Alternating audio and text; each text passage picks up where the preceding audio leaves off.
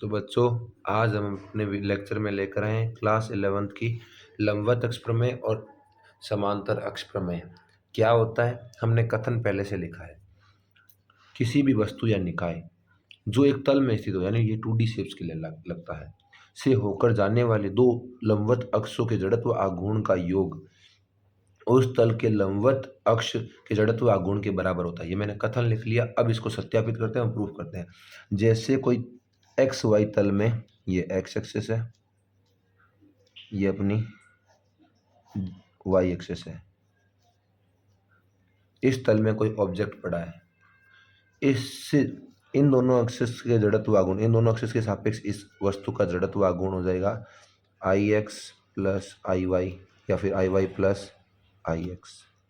वो इन दोनों के लंबवत जाने वाली अक्ष के, ये इस तल के परपेंडिकुलर जेड हो गई, अपने इसको एक्सिस को ले लिया अपने जेड एक्सिस, ठीक है। तो इस एक्सिस से जाने वाली एक्सिस के बराबर होगा जड़त्व आघूर्ण, यानी कि किसी भी तल में स्थित वस्तु के दो लंबवत अक्षों का जड़त्व आघूर्ण उस तल के लंबवत जाने वाली अक्ष के जड़त्व आघूर्ण के बराबर होता है। इसमें कंडीशन लिखते हैं, ये कब लगती है, अच्छे से लिखते हैं। तो कंडीशन 1, दोनों लंबवत अक्षें का तल तथा वस्तु का तल समान होना चाहिए। अर्थात वस्तु 2D होनी चाहिए, वस्तु 2D होनी चाहिए। उदाहरण, वर्ग, आयत, चकती, वलय आदि। इस प्रकार है। ये समझ में आ गया। तीसरा पॉइंट इसका,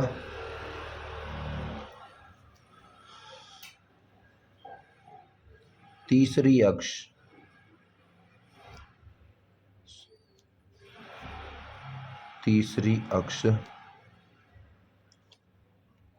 तल के लंबवत होनी चाहिए। यानी कि ये सत्य है, लेकिन आप ये नहीं कर सकते आई एक्स बराबर I Z plus I Y I. ये क्यों नहीं हो सकता? इसका एक ही कारण है। क्यों? इस तल के लंबवत कौन सी है? Z axis. ये अपने चित्र बना लिया, अच्छे समझा लिया। अब इसको प्रूफ करते हैं। ये तो अब तक अपन ने कथन को लिखा है, अब इसका करते हैं सत्यापन। क्योंकि अपन को एनसीईआरटी में केवल और केवल क्या पूछता है? सत्यापन, प्रूफ पूछता है। तो अपन करते हैं सत्यापन, प्रूफ। इसका प्रूफ करते हैं अपन अच्छे से। प्रूफ के लिए क्या था, यहाँ पे एक बिंदु लेते हैं, इसी को समझते हैं अच्छे से। यहाँ पे बिंदु P ले लिया, x, y।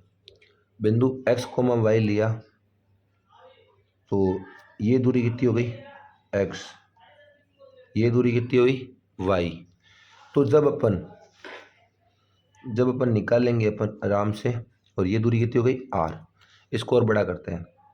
ये अपना बिंदु था, ये तीनों एक्सिस थी, ये तीनों एक्सिस थी, और ये अपना बिंदु था। ये वाली डिस्टेंस x, ये वाली डिस्टेंस y, और ये वाली डिस्टेंस r। जब भी अपन जड़त्व आघूर्ण निकालते हैं, ये अपनी x एक्सिस थी, ये y एक्सिस थी, ये z एक्सिस थी, और ये अपना P पॉइंट था x, y।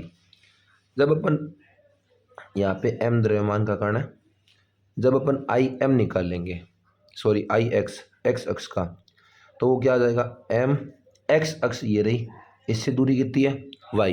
कितनी है? अच्छा समझ में, x अक्ष से दूरी कितनी है? y। तो ये m y स्क्वायर। अब अपन आई वाई निकालेंगे, y अक्ष अपनी ये रही,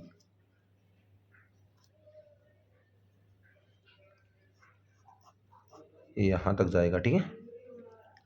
वाई एक्स अपनी ये रही, वाई एक्स ये रही, ये दूरी कितनी है एक्स, तो ये हो जाएगा एम एक्स स्क्वायर, समीकरण 2। जबकि ये दूरी कितनी है, जेड एक्स के लिए निकालेंगे तो जेड एक्स से ये कितनी दूरी पर है, आर दूरी पर, तो आई जेड कितना आ जाएगा एम आर स्क्वायर। अपन को पता है एक्स और वाई एक दूसरे से 90 डिग्री के कोण पर है, तो दो 90 डिग्री का कोण है, इससे ये बिंदु है आर, ये अपन अच्छे समझ रहे हैं, ये कितना है एक्स, ये कितना है वाई, तो आर का मान क्या होगा, आर का मान हो जाएगा अंडर रूट में x square plus y square. Pythagoras प्रमेय लगाया सिंपल, आर का मान क्या हो गया अंडर रूट में x square plus y square, मैंने लगा दिया, तो I Z equal to M R की जगह अंडर रूट में x square plus y square पूरे का स्क्वायर। अब अपन को पता है अंडर रूट से स्क्वायर कैंसिल, तो आई जेड का मान हो गया M x square plus y square, sorry square ऊपर लगाना था, गलती से नीचे लगा दिया। अब ये समझ में आया अच्छे से। अब इतना होने के बाद में क्या करना है, अपने अब तक आया था I Z equal to M x square plus y square, अब एम दोनों के साथ गुणा होगा, I Z equal to M x square plus M y square, ये अपन ने पहले ही प्रूव करके रखा है। एम वाई स्क्वायर क्या है आई एक्स और एम वाई क्या है एम एक्स स्क्वायर, तो इसको मैं क्या लिख दूंगा, इसको मैं लिख दूंगा आई एक्स वाले को लिखना है वाई प्लस इसको क्या लिखना है आई एक्स, ये हो गया इसका सत्यापन, हैंस प्रूव्ड इति सिद्धम। तो इसी वीडियो में अगला टॉपिक है हमारा समांतर अक्ष प्रमेय। समांतर अक्ष प्रमेय क्या कहता है, किसी पिंड का किसी भी अक्ष के परि जड़त्व आघूर्ण का योग, जड़त्व आघूर्ण उस योग के बराबर होता है, यहाँ से शुरू है ये तक अलग, उस योग के बराबर होता है जो इस पर पिंड के द्रव्यमान केंद्र से गुजरने वाले अक्ष के समान अक्ष के परित लिए गए जड़त्व आघूर्ण तथा उस पिंड के द्रव्यमान तथा दोनों अक्षों के बीच की लंबवत दूरी, दूरी नहीं लंबवत दूरी, ये ध्यान रखना, लंबवत दूरी के वर्ग के गुणनफल को जोड़ने से प्राप्त होता है। इस कथन को समझते हैं चित्र के थ्रू। जैसे कोई पिंड है या इसका सेंटर ऑफ मास ये रहा, द्रव्यमान केंद्र उसको चाहे ओ एम लिख दिया, इससे निकलने वाली अक्ष ये रही और अपन को इस अक्ष से पता करना है, इस अक्ष के सापेक्ष जड़त्व आघूर्ण पता करना है। अपन को प्रश्न बोला है, इसको मैं जेड एक्सिस नाम दे देता हूँ या जेड डैश नाम दे देता हूँ। तो अपन को बोला है कि आई जेड डैश पता करो, ठीक है। तो अब इसके समांतर अक्ष कौन सी हो गई, इसके समांतर ये हो गई आई जेड जो सेंटर ऑफ मास से निकल रही है। तो डेफिनेशन कहती है, और इस पूरे का नाम द्रव्यमान अगर अपन कैपिटल एम लेते हैं, कैपिटल एम, और दोनों के बीच की दूरी को क्या ले लेते हैं अपन डी ले लो ए ले लो, अपन ने ए ले ली, ए ले ली, तो इसके अकॉर्डिंग क्या निकल गया, अपन को किसी भी अक्ष के परिजड़त्व आघूर्ण, वो किसी भी अक्ष अपनी आई जेड डैश से परिजड़त्व आघूर्ण उस योग के बराबर होता है। किस योग के बराबर, तो योग के लिए मैंने प्लस लगा दिया, उस योग के बराबर होता है जो पिंड के द्रव्यमान केंद्र से गुजरने वाली अक्ष के परिजड़त्व आघूर्ण, जो पिंड के द्रव्यमान केंद्र के गुजरने वाली जड़त्व आघूर्ण, तो ये हो गया आई जेड, जेड लिख दो, सेंटर ऑफ मास लिख दो, एक ही बात है, प्लस पिंड के द्रव्यमान तथा दोनों के बीच की लंबवत दूरी के गुणनफल। ये कथन है, ये समझा है हमने। अब इसकी आवश्यक शर्तें वगैरह भी ठीक है, तो अब अपन इसके लिए थोड़ी सी लिख लेते हैं आवश्यक शर्तें। आवश्यक शर्तें, 3 शर्तें। पहली, दोनों अक्ष समांतर होनी चाहिए, दोनों अक्ष क्या होनी चाहिए समांतर। दूसरी शर्त अपन क्या लिख रहे हैं, दूसरी, एक अक्ष द्रव्यमान केंद्र सेंटर ऑफ मास से गुजरनी चाहिए। एक अक्ष तो कम से कम सेंटर ऑफ मास से गुजरनी चाहिए। तीसरी शर्त क्या है? दोनों के बीच दूरी लंबवत होनी चाहिए। ये चीज, ये तो गया। अब अपन करते हैं इसका सत्यापन। ये शर्तें लिख ली, समझ लिया स्टेटमेंट क्या था। अब अपन इसका करते हैं सत्यापन। तो सत्यापन कैसे करेंगे? सत्यापन या प्रूफ अपन कैसे करेंगे? एक ले लिया अपन ने पिंड, ठीक है, और ये ले लिया अपन ने आई जेड,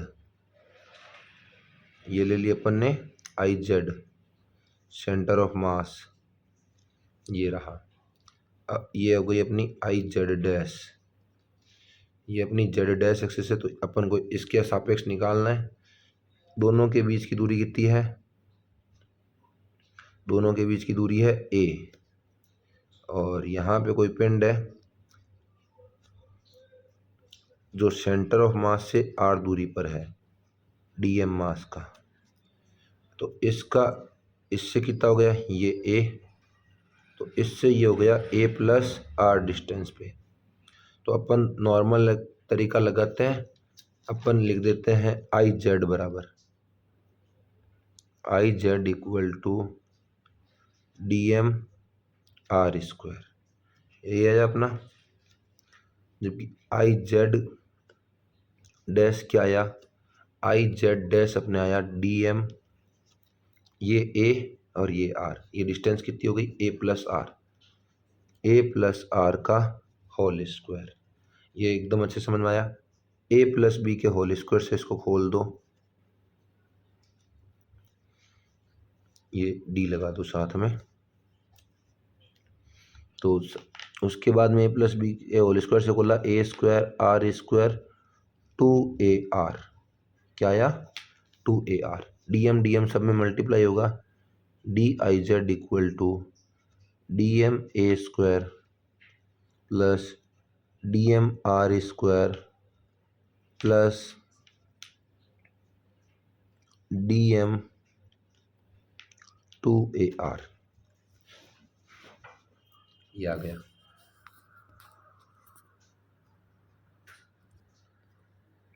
उसके बाद ये आ गया तो अपन क्या करते हैं? समाकलन करते हैं। समाकलन करने पर, क्योंकि डी एम डी लगा हुआ है दोनों सब तरफ, तो D I Z dash equal to D M A square का समाकलन, तीनों का एक साथ करेंगे तो अलग अलग हो जाएगा, डी एम आर स्क्वायर का समाकलन, डी एम 2ar का समाकलन। तो ये स्टेप हमारा आया हुआ है। डी एम आर स्क्वायर क्या होता है? स्टार्टिंग में देखा था, ये है आई जेड, ये हो गया अपना डी आई जेड, क्या हो गया? D I Z plus A square constant है, बाहर आ गया, डी एम, इधर डी आई जेड डैश का D I Z dash equal to, इसमें 2a कॉन्स्टेंट है, 2a बाहर, डी एम आर आ गया। अब इनका समाकलन करने पर डी आई जेड डैश पूरा का पूरा क्या हो गया? I Z dash equal to D M क्या हो जाता है? पूरा ये पिंड बन जाता है अपना, तो ये हो जाता है कैपिटल एम। और वैसे भी याद रखो इंटीग्रेशन ऑफ डी एम होता है कैपिटल एम। तो ये अपने पास में आ गया capital A square into capital M, इसको अपन कैपिटल एम ए स्क्वायर भी लिख सकते हैं, प्लस ये हो गया अपना आई जेड छोटा छोटा डी डी जोड़ते जोड़ते आई जेड हो गया, क्या हो गया? I Z plus 2a integration D M R. तो ये आपको याद रखना पड़ेगा, डी एम इंटू आर का इंटीग्रेशन क्या होता है? 0। क्यों 0 होता है? क्योंकि ऐसे पार्टिकल इसके पूरे तरफ है, इन सब का सदिश योग क्या हो जाएगा, कोई भी पिंड के सेंटर ऑफ मास पे होता है ना, क्योंकि आर सेंटर ऑफ मास से दूरी है, इसको क्या लिखें, क्योंकि आर सेंटर ऑफ मास द्रव्यमान केंद्र से दूरी है, इसलिए हो जाता 0। तो ये I Z dash equal to I Z plus ma², ये हो जाता है सत्यापित। मेरे हिसाब से आपको अच्छे से दोनों डेरिवेशन समझ में आए, इनके प्रूफ समझ में आए। अब अगर आपने साथ में नहीं उतारा है तो इन्हीं नोट्स की PDF आपको वीडियो के डिस्क्रिप्शन में मिल जाएगी। अगर वीडियो आपके लिए हेल्पफुल हो तो चैनल को सब्सक्राइब, वीडियो को शेयर ज़रूर करें। Thank you.